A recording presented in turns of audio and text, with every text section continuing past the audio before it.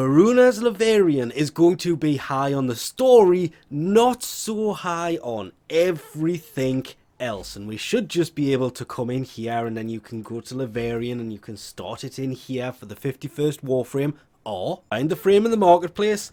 Same thing. Literally just click on Leverian and you are a friend, Tenno, and go a inside. champion of posterity. There's a reason that is there.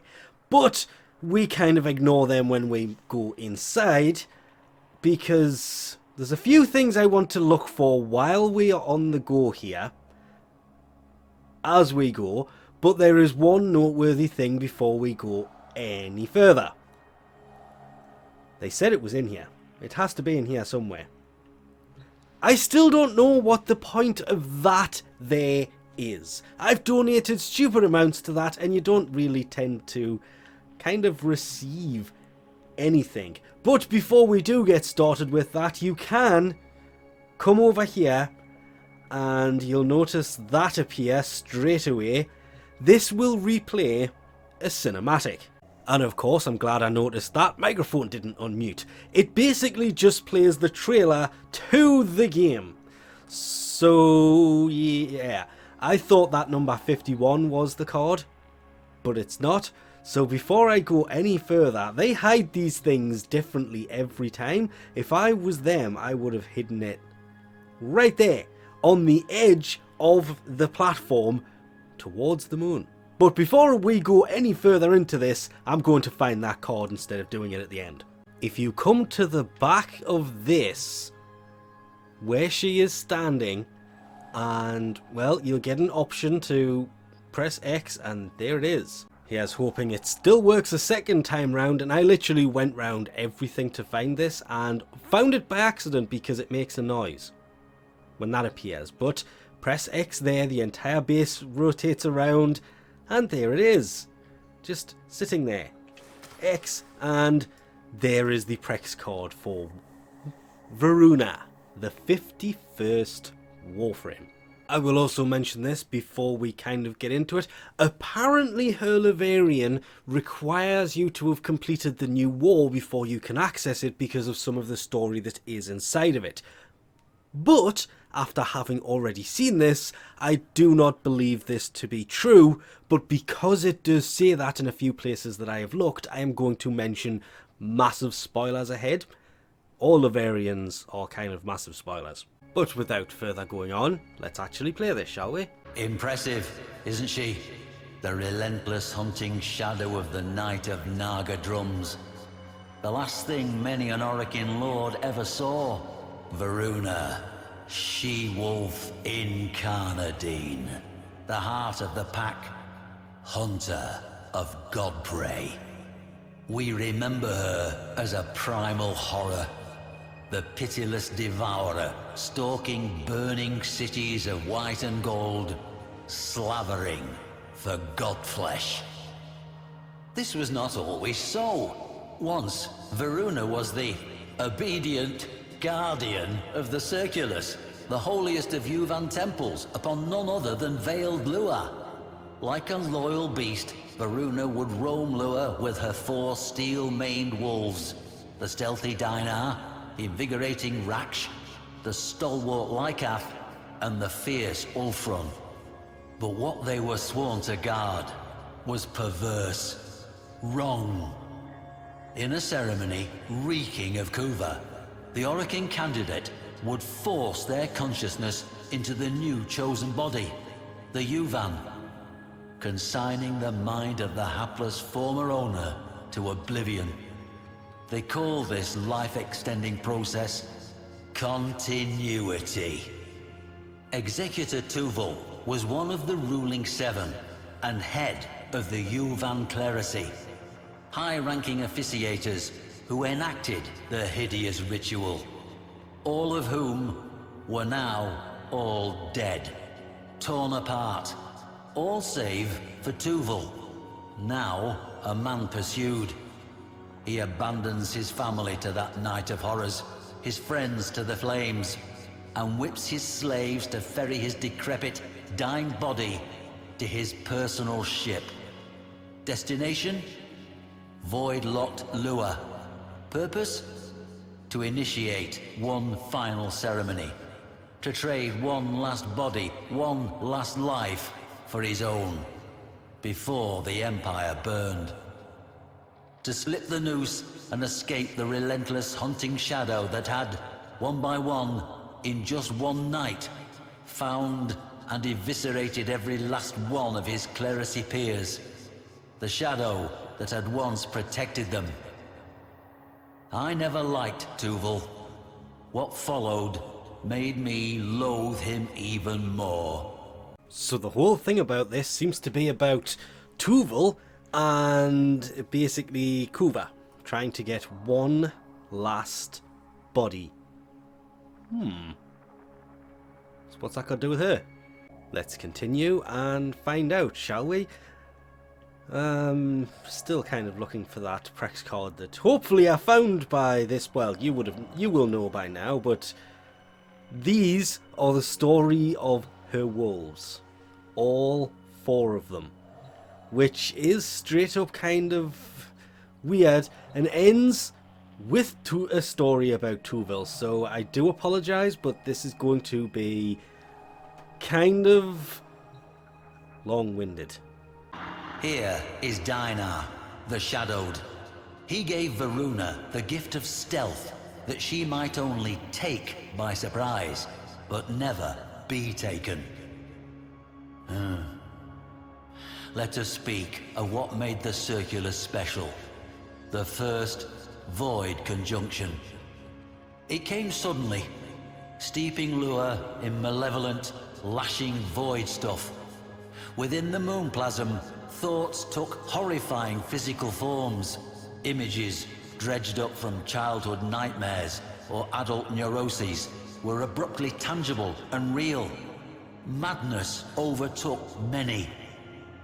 It was to this place, the Circulus, that Tuval fled. Through a void tormented by an extremely unusual conjunction.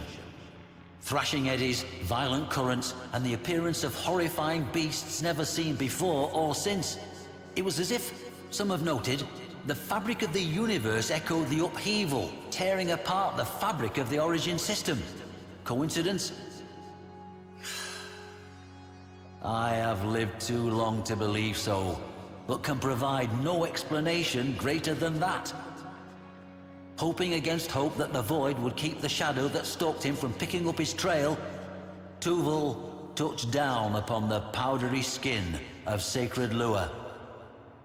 What Tuval lacked in loyalty, he made up for with rat cunning. He should have known better.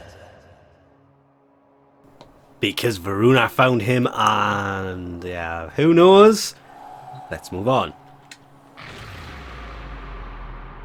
It is unclear precisely why Lua is a site of very special void conjunctions, but enacting continuity within the Circulus and Uvarium thereupon guaranteed a safe and strong transition, so long as certain rituals were correctly observed. A privilege reserved only for the Seven themselves. Imagine the scene as the innocent Yuvan would have witnessed it, the vivid insanity of it all. The appointed soprana bridging the gap between worlds with her song, the Orokin executor shrilling the ritual words, the bone-white void creeping in on all fronts, the Kuva steaming scarlet in its glass bowl, and the imposing wolf giant Voruna pacing the perimeter, 4 loyal wolves at her side.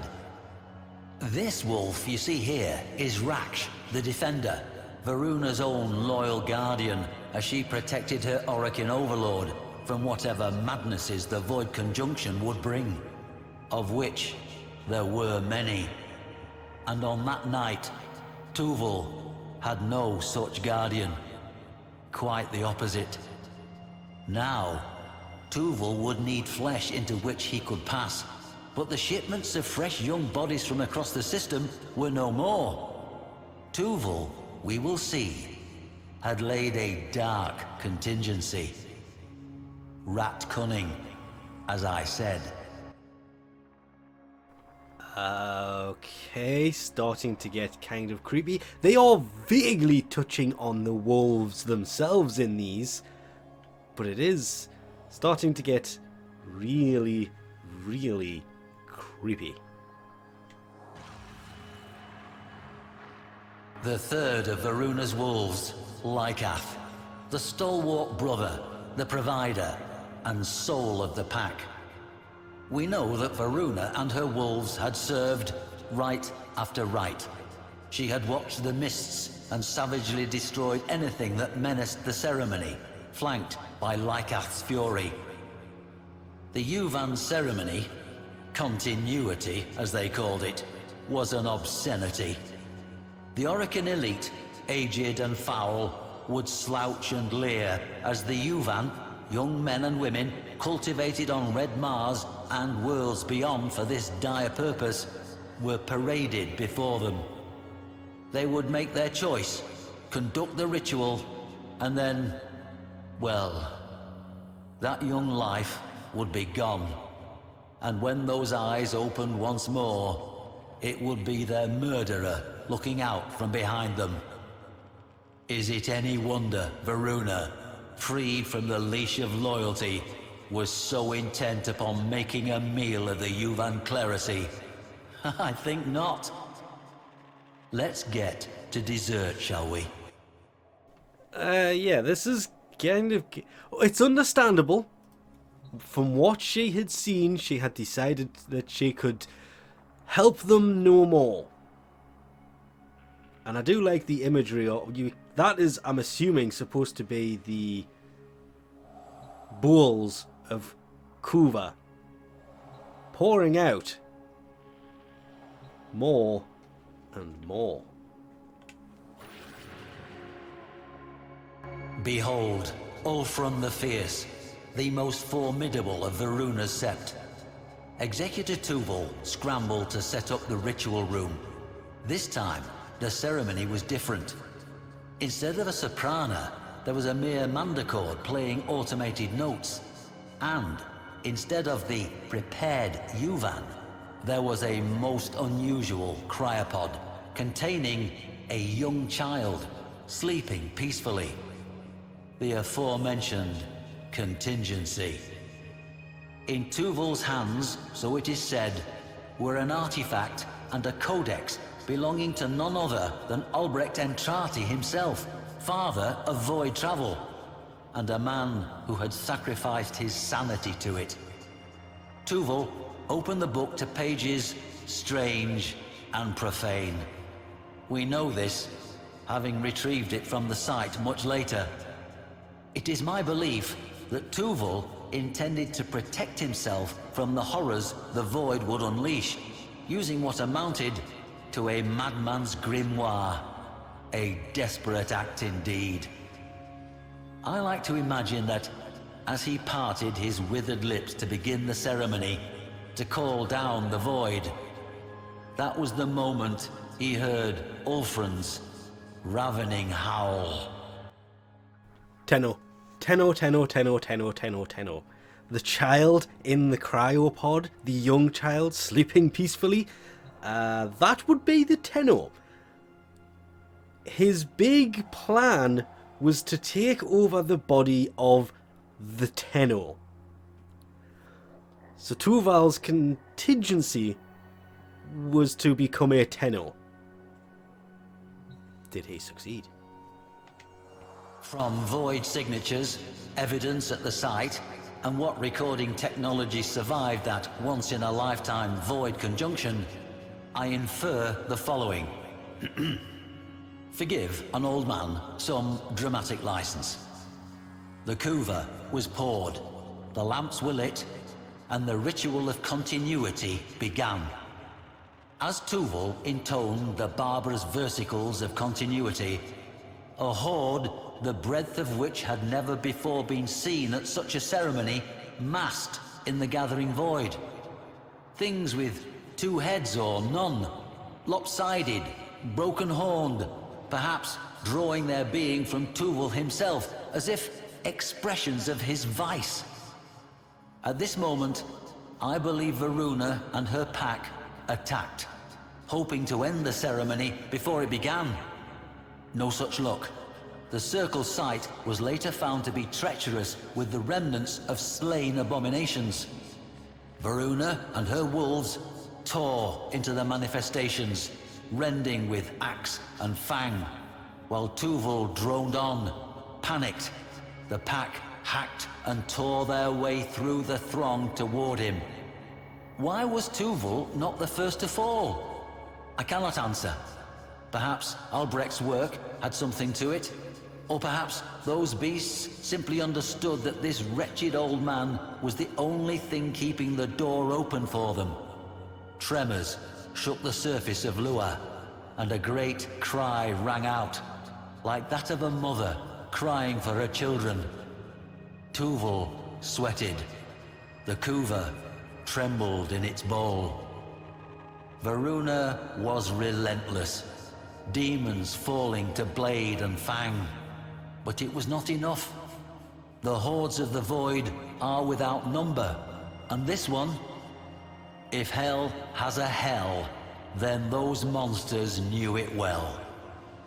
Gentle-eyed Raksh was the first to fall to scything blades. They killed Lycath next, then Dinar, and Ulfrun last of all. Voruna had howled many times before, in hunger, in anger, and in triumph. But now, for the first time, she howled in grief. So, I didn't see that coming. Her pack, her wolves, all died. They were all killed. And I did warn you, this is going to be a bit long. Which leads us here. Voruna herself. Voruna trod and swung without relent toward the circle, carrying by their silver scruffs the severed heads of her fallen, beloved wolves, severed from their dead bodies by her own hand. With one last ululating cry, Tuvul's ritual reached its peak. Within the crypod, the child's eyelids fluttered, and Voruna staggered. In what scratchy stills survived in void-corrupted data masses, what I saw between child and Warframe was recognition. Tuvul took some meager scrap of courage from this delay and reached for the bowl of Kuva, now boiling and steaming with weird energies. Voruna struck him aside and seized the energized Kuva, not for herself, but for her wolves. Holding it high, she doused herself and her slain packmates with it. Embraced by the seething crimson glow, connective tissue propagated, sinew reached for bone, and within that marriage of occultism and science, she and her beloved wolves became one. Her brethren lived again in her. Voruna was now, and evermore, the heart of the pack. Cheated of his continuity, Tuvul turned to flee. But his former warden was having none of it. Those who came after found nothing but gnawed bones, some of them unusually long, twisted within shreds of white gold raiments. Good. I did salvage one final image from those void-corrupted data masses, however. That of Voruna herself, striding back toward her craft, the child cradled in her arms. Curious. More curious is the fact that Hotfix came in at exactly the same time, going the whole way without blocking the text as we go, right up until the end. Wouldn't be a Warframe video without it doing something weird. So we now know that Voruna was basically created and is what she is now because she used the Kuva to infuse the wolves into herself, becoming the pack leader once more, as it is put.